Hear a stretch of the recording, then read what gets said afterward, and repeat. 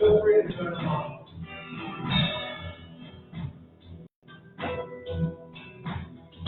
Gather here in the mystery of the sound. Gather here of the strong bond. Gather here in the struggle and the power. Spirit of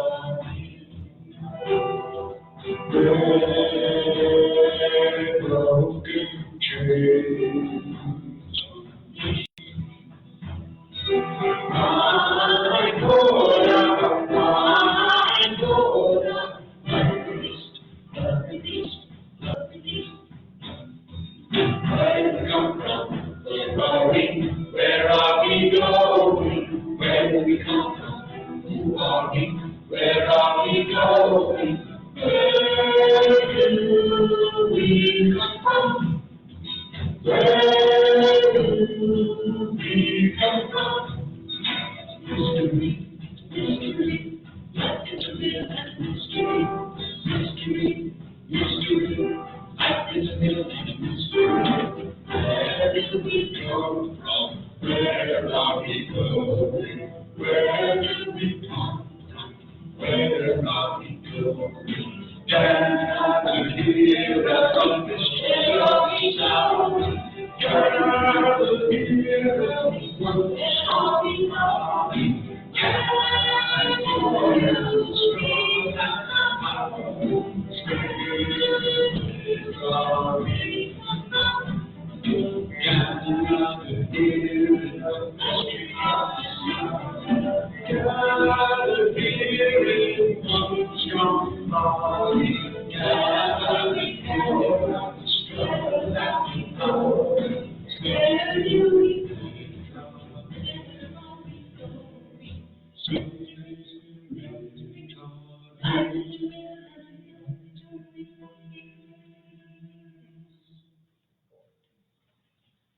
Good morning, everyone. Good morning. Worship this morning here at Holiday United Church. Christ on this fifth Sunday after Easter.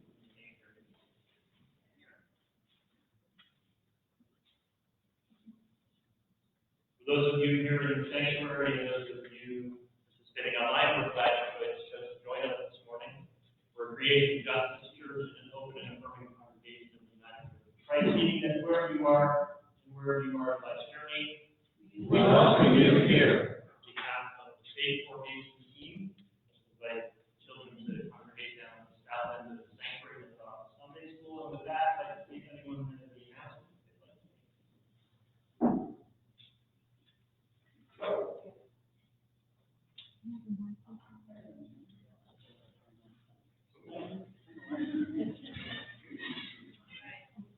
They are great solid. Last week we put postcards on the pews and so you can fill them out. We will collect all the postcards and give them up to the Capitol like February 16th for a press conference. We're going to have tables downstairs in the Mac Hall for 2 more weeks. If you'd like to fill out a postcard, we'll get it sent to the Capitol. If you've only filled out one card,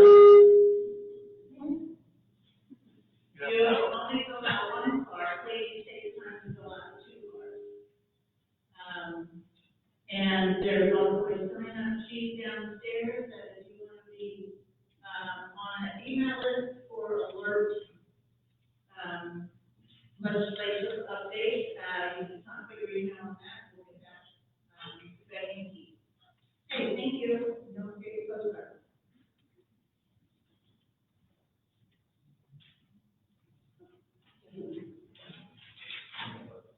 Hi, Jennifer. Am I live on? Okay. I generally do not. Whoa! I don't like to break up the worship flow, so a little housekeeping announcement right here regarding the special music today. Many of you know that we have a long-standing friendship with Peter Mayer, and it's become pretty close. And he wrote the oratory that we're going to be doing quite a while ago, back in the the way he originally played it, it's pretty complicated. And he doesn't even play it that way anymore because he can't. But we decided that we wanted to see if we could cover his original version. And the good news is we can. It takes 3 guitars. And with that in mind, I invited my friend Matt Seager, who is, he and I were back a few minutes. I think we first met in 3rd grade. And he has the distinction of being the best guitar player I know. And he's playing better than me. He gets a rush in this. But anyway, I hope that you all will love him to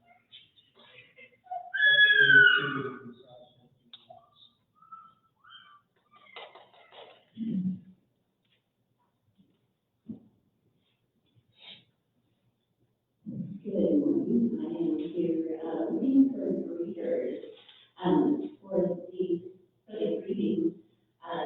It just involves getting here about 20 to 30 minutes for church, and you have the opportunity to have eye contact and say hello to every person who comes in the doors of the special thing, and get to do the prayers, pray on microphones for prayers and collect the offering. So if that is something that you would like to do, please contact me. Thank you.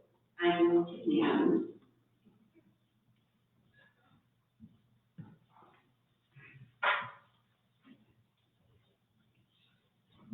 Good morning, I'm Nancy Sturgeon, and I know everybody is looking forward to a big event next week, but it's not the Super Bowl. It's Sunday.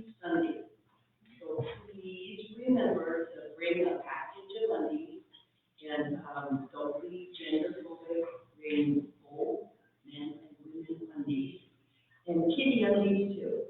Okay, so please remember to bring your undies. We'll gather them up in that hall after church, and we will share and celebrate this weekend. Okay? So please remember undies.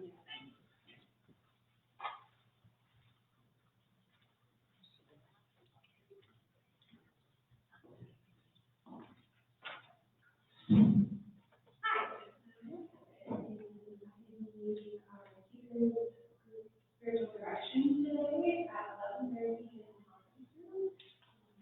Spiritual direction is a time when we will study on scripture and poetry and partner with other in hearing God's voice and thoughtful reflections on matters. So feel free to come join us. There's no obligation to share if you will. There will not be very much to do. Waiting for coming with yeah, to stay alone.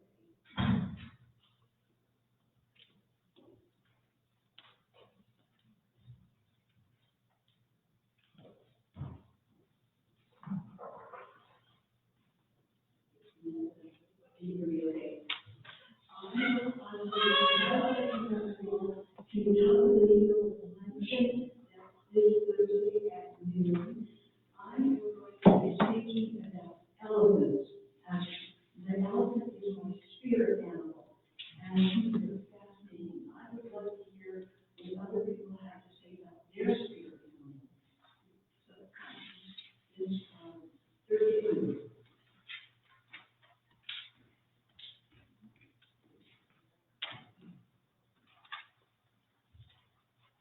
May the ringing of the bell prepare our hearts and minds for worship.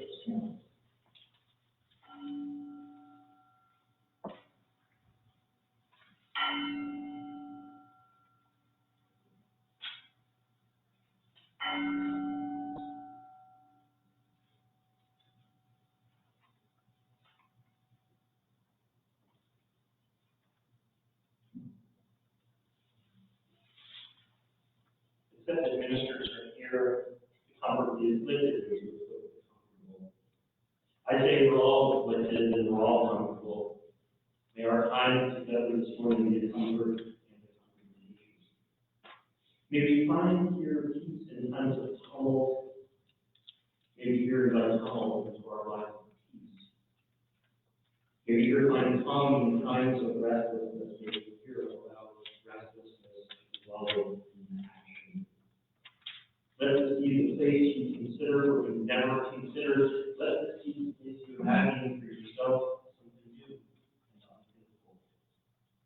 Davis Howard, for the dreams of new ways of being in the world. Come, let us worship together. With that, I'd like to join in the spirit of prayer. Righteous one, it's not easy to follow your path. Your way requires sacrifice and intention between resisting cultural norms and societal pressures, abandoning our need to control and function from our own power. Sometimes we add complexity in order to assure ourselves that it's not possible to be faithful. Yet your way is simple. Soften our hearts and encourage us to return to the journey with you. Please join me in a moment of silent reflection.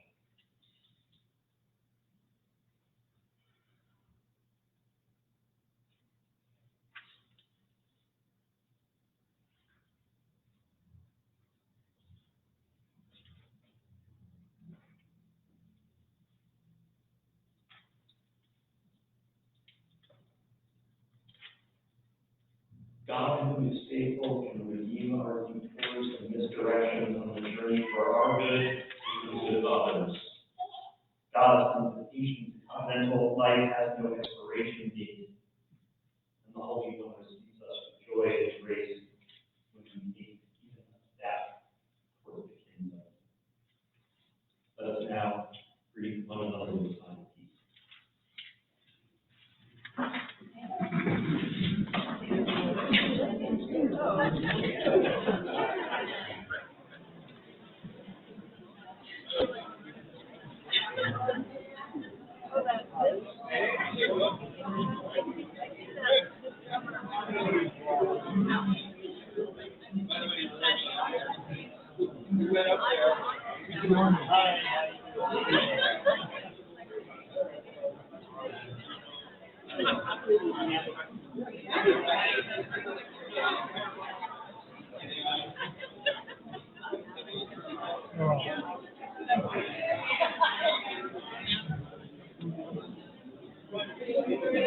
Hi.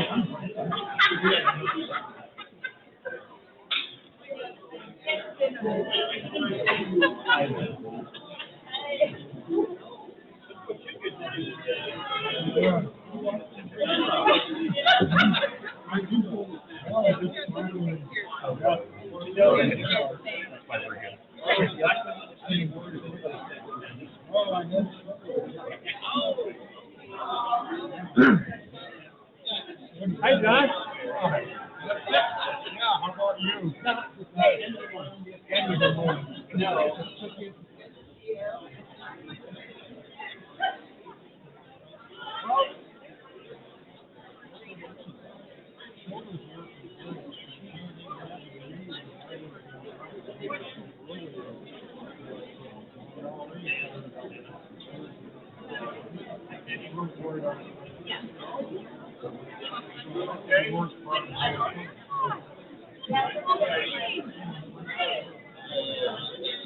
There you go.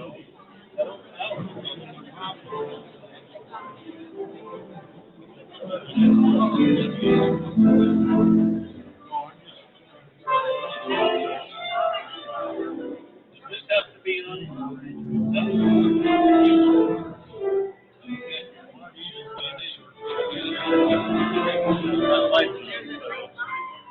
Yeah, it's on. All right.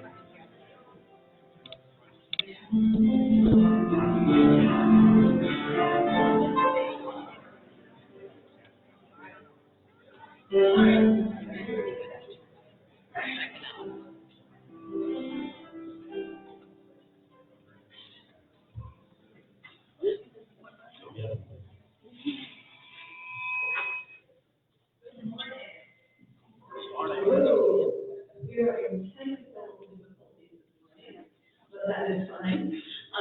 Thank you so much for having me. I really appreciate it. This is my first time in Salt Lake City. I'm all the way here from Texas.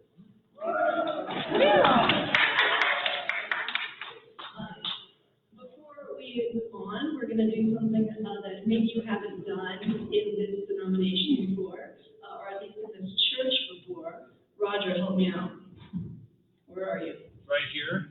Is it it good? It's good, we're good. As good as we can get for We're now, doing I the think. best we can. So this is a practice called metta meditation. It means loving kindness meditation. It's from the Buddhist tradition. I like to do it these days in times of increasing turmoil, anguish, division in our country. I invite you to come along with me on this. If you're not into it, that's fine, do your own thing. But if you'd like to come with me and take part in metta meditation, I invite you to find a comfortable seat. Both feet on the floor, if that's available to you. If not, just find a place where you can give as much of your weight as you can to what's underneath you, the floor, the pew, the chair. And now, if you are able to, please close your eyes. We're going to start with just a little bit of breath and movement to get us into the space. So I invite you to inhale through your nose, and as you inhale, lift your shoulders up high to your ears. And exhale out your mouth and let your shoulders release. We're going to do that again. Inhaling, lifting the shoulders up to the ears. Exhale, let it all go. Inhaling, lifting the shoulders as high as they'll go. Exhale, let it all go. And now breathe normally and see if you can give any more of your weight to what's underneath you, to the floor, to the chair, to the earth.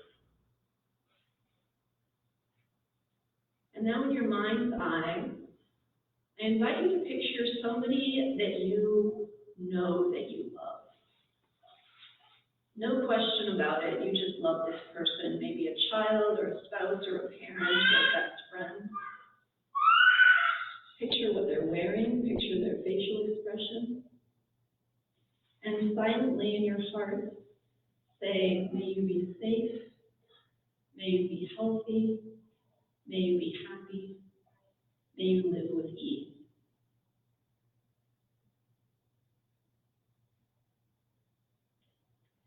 Now picture somebody who is a little farther away, a little ones removed, a friend, a pal, maybe somebody at work.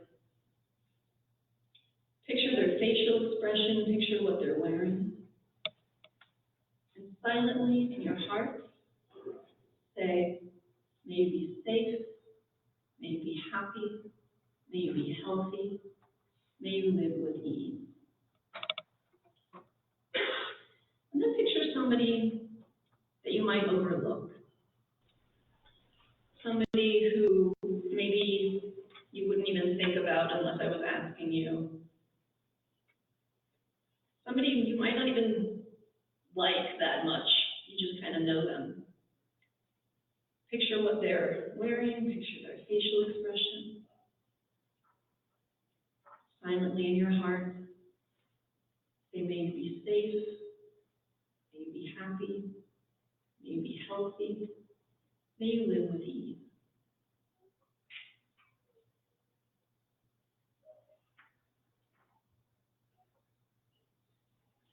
And now picture somebody who, in your opinion, has a lot of flaws. Maybe they're even problematic. Somebody who you really think could do better. Picture what they're wearing, picture their facial expression, and say silently in your heart, may you be safe, may you be happy, may you be healthy, may you live with ease.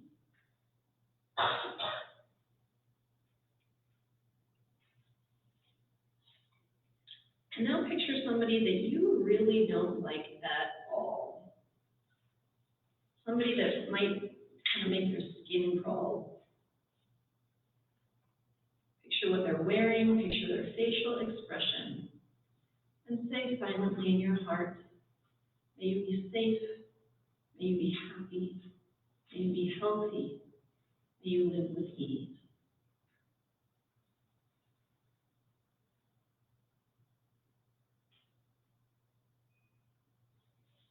Now this one is rather abstract, but try to picture the whole world, all 8 billion people, everyone, every being. And say silently in your heart, may you be safe, may you be happy, may you be healthy, may you live with ease.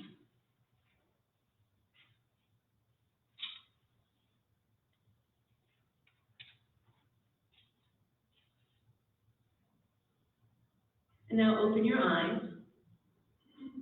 Look at your fellow congregants, visitors, friends. And this time, if you like, you can say out loud, may you be safe, may you be happy, may you be healthy, may you live with ease. Thank you.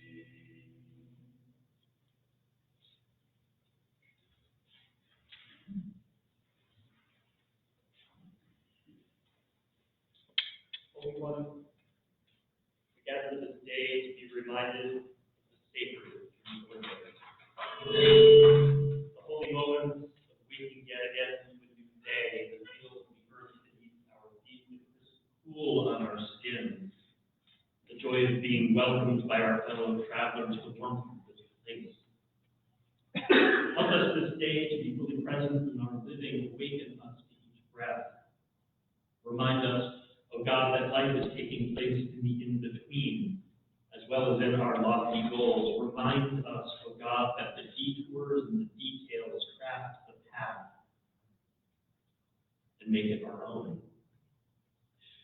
Help us to remember that we did not make this day, but that we have the glorious pleasure to greet each moment as it unfolds, to reach out and kiss its cheek as though it were a visitor who has come a long way just to see us. Amen. Our first reading this morning is from the poet Jalal al-Moody. I said, what about my eyes? God said, keep them on the road. I said, what about my passion? God said, keep it burning. I said, what about my heart? God said, tell me what you hold inside it. I said, pain and sorrow. He said, stay with it. The wound is the place where the light enters you.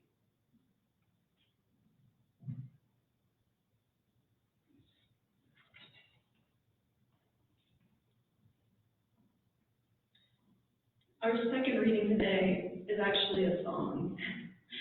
And if I had had a little more time to prepare for this service, I would have asked the band to play the song, but that was not to be. The fortunate thing is the song is by Leonard Cohen, and as you may know, Leonard Cohen someone also a poet, so his lyrics can be read as poetry, and it works rather well.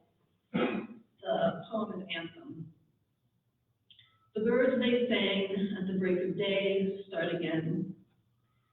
Don't dwell on what has passed away or what is yet to be. Ah, the wars they will be fought again. The holy dove, she will be caught again. Bought and sold and bought again. The dove is never free. Ring the bells that still can ring. Forget your perfect offering. There's a crack in everything. That's how the light gets in. We asked for signs, the signs were spent, the birth betrayed, the marriage spent, and the widowhood of every government signed for all to see. I can't run no more with that lawless crowd, while the killers in high places say their prayers out loud, but they've summoned up a thundercloud. They're gonna hear from me. Ring the bells that still can ring. Forget your perfect offering. There is a crack in everything. That's how the light gets in. You can add up the parts, but you won't have the sum. You can strike up the march, there is no drum. Every heart to love will come but like a refugee. Ring the bells that still can ring. Forget your perfect offering. There is a crack in everything. That's how the light gets in. Words of Leonard Cohen.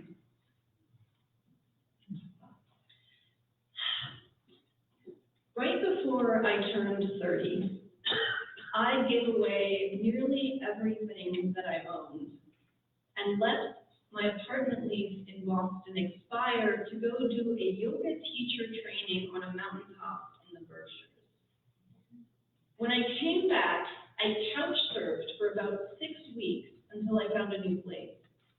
A friend of a friend had just moved into a new 2-bedroom apartment in Cambridge and was looking for a roommate to split the rent. Now, I jumped at the chance. It was a clean old place on a relatively quiet street for Cambridge with gorgeous reclaimed wood floors.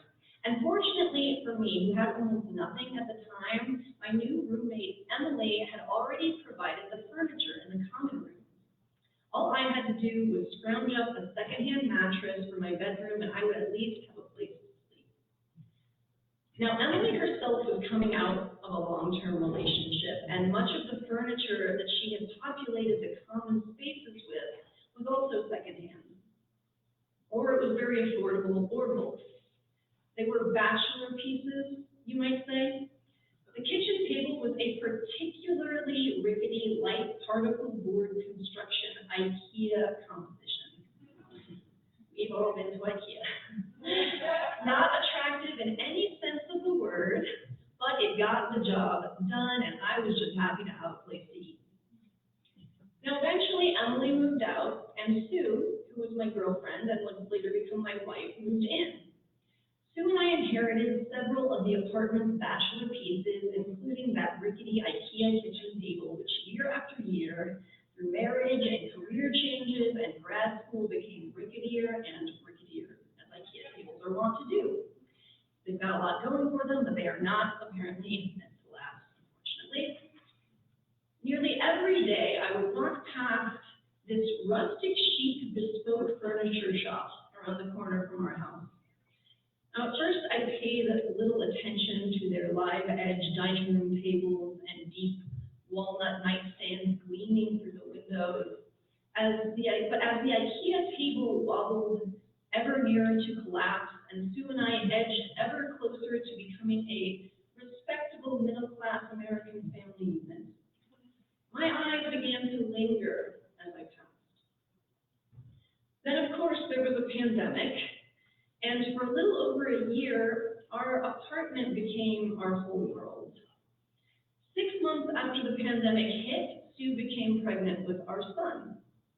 That winter, the ricketiness of our old IKEA table began to rattle inside of my skull. Hearts started falling off. Soon my third anniversary was coming up, and I decided that my gift to our family would be a real kitchen table. So we put on our masks and walked around the corner to the Fancy Bespoke Furniture Shop.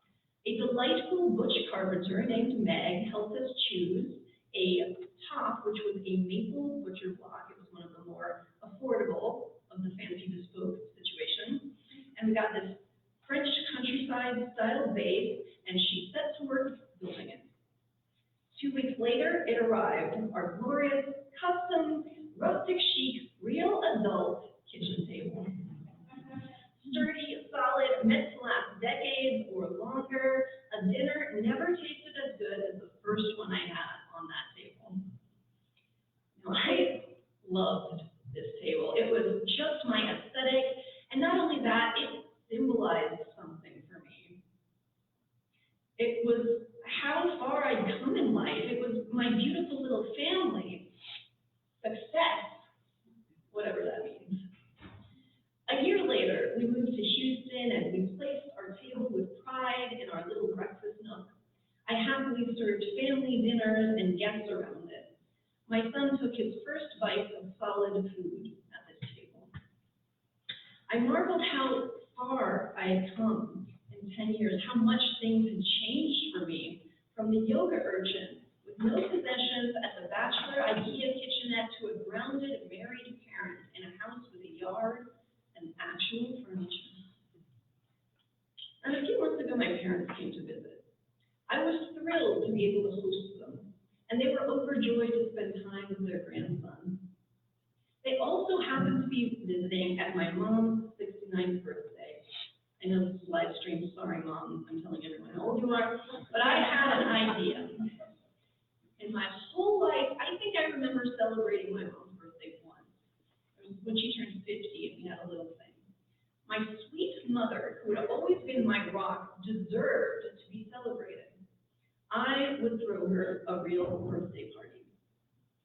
I got her a fancy salted caramel cake from the expensive bakery. I made her favorite meal, and I arranged FaceTime cameos from her sister in Cincinnati and my brother's family in Arizona. I got little paper hats. She loved it, and I loved seeing her let herself be celebrated. It was something that she rarely ever did. After the call with her sister, she was glowing. I brought out the cake, 2 elegant 6 and 9 candles. I lit them and we sang. It was the second refrain of Happy Birthday to You when I realized that the candles were actually sparklers. Sparks were jumping off the 6 and the 9, left and right, some of them landing directly on the surface of my bespoke, rustic chic kitchen table. Later, when I was cleaning up, I saw them. 7 black burned marks, seared deep into the wood. My immediate reaction was, I admit, horror. My table, the prize of my adulthood, was besmirched. It was my wife who offered the wisdom I needed at that moment. Thank God for spouses. Now, she said, every time we look at the table, we'll remember your mom's great party. The image projected that I think we've, yes, excellent, it's still up there. The image projected today in our service is an example of the Japanese art of kintsugi. Is anyone familiar with that? Awesome. So for those of you who haven't heard of it, kintsugi means golden joinery. It's the centuries-old practice of mending broken ceramics with lacquer mixed with powdered gold, thus extending the life of the piece while at the same time celebrating its history, even highlighting the events of its breaking and repair, and treating it as beautiful. We live in a culture of disposability, an IKEA culture in a lot of ways. If we buy a cheap pair of pants from H&M and it only lasts 2 or 3 washes, who cares?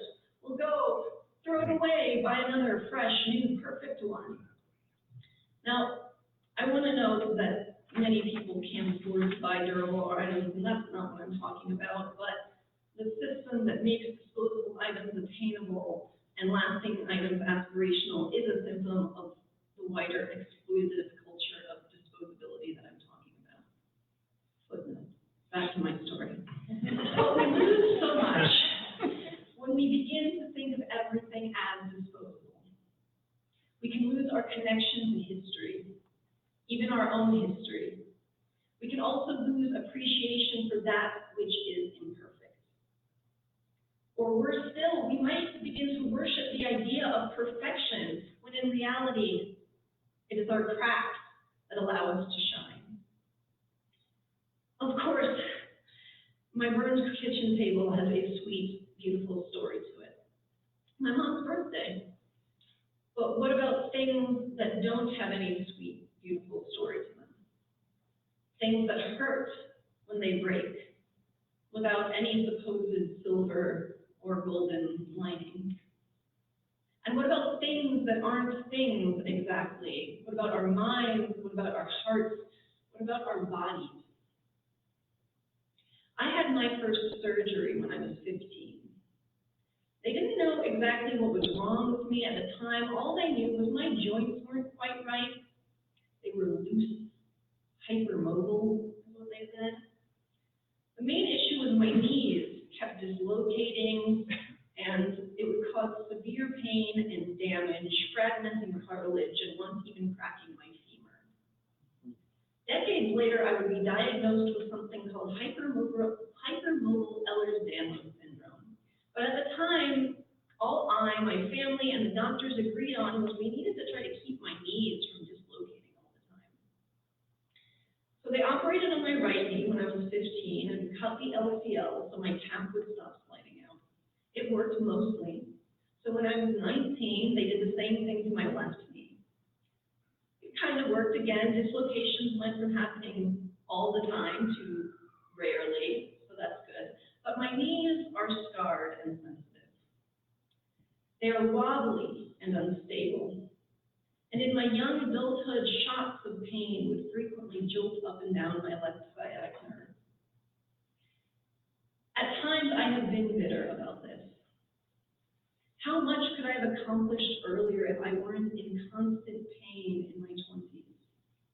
How frustrating it was to be in the body of a 25-year-old and feel so fragile, often walking with a limp, sometimes with a cane. Always wary of steep inclines or sudden jostles. But the journey of learning to live with and manage the pain helped me be much more compassionate and patient than I was when I was young. Through yoga, I learned to care for myself and eventually got to a place where I'm not in constant pain, which in my mind is a miracle. And even to a place of loving my body. And I know that my yoga teaching helped many others along similar paths.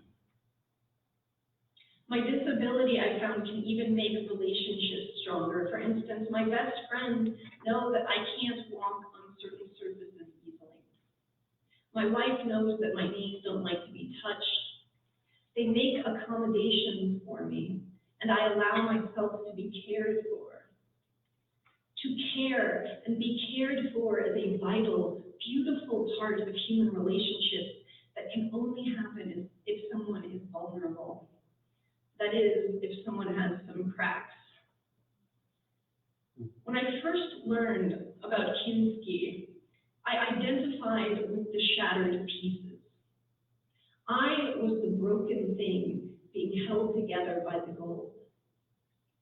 But now I see that we are all both. The shattered pieces are our circumstances. The gold is our spirit. It saddens me that our consumerist culture of disposability even seems to apply to relationships now.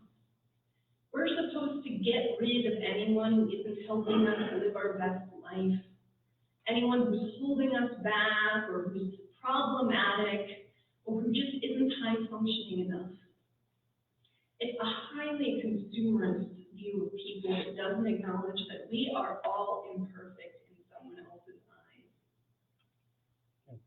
I find that, like the HUCC pottery, my dearest friends are ones that have, my dearest friendships are ones that have been mended. In Girl Scouts, we used to sing, make new friends, keep the old, one is silver and the other is gold. Some people remember that. When I laugh with old friends about a fight we had or a former period of estrangement, that is when the light gets in. Let it go is a mantra of our age. Leave behind what no longer serves you, I used to say in my yoga classes. And I still believe that, to a point. It can be powerful and healthy to let things and sometimes even people go. But I also want us to ask, what can we mend? A dress, a piece of pottery, friendships, relationships, and what and who can we love? Burn marks, scarred, and all. Sorry. Every morning, I see my mother's joy in the burn marks in my kitchen face. Maybe one day I will lacquer them in gold. Every day, the creak in my knees reminds me that I do not need to be a perfect offering. As the brilliant mystic poets Rumi and Leonard Cohen told us centuries and continents apart, it is through the wounds and the cracks that the light enters us. May we shine that light back out on one another and on this beautiful, imperfect world. May it be so. Amen.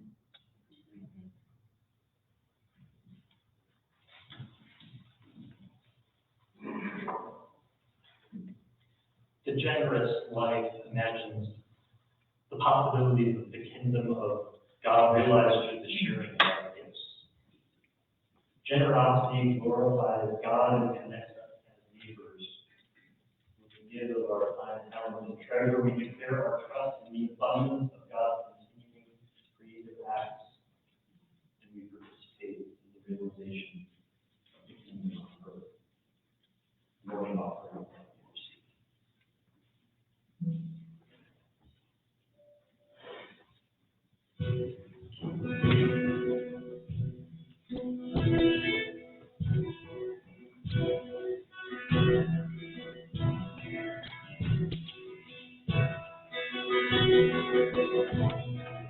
Holy, holy, I feel the Lord standing on these mountains, far away from the road. Still my pride and heart can say, I can sail in all my life, ever alone, for have I known.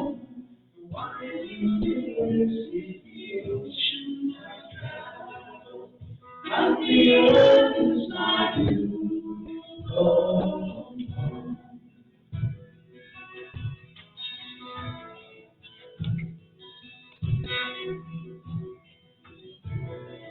Sun, my sail, and moon, my brother, as I fly the starry sea.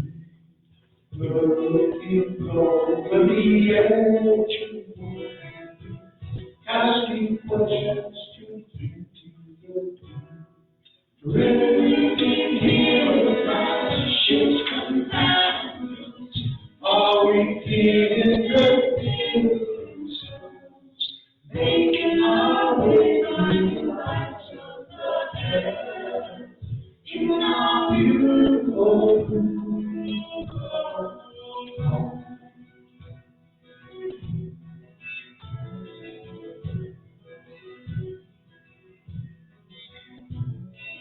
I give thanks to the ways of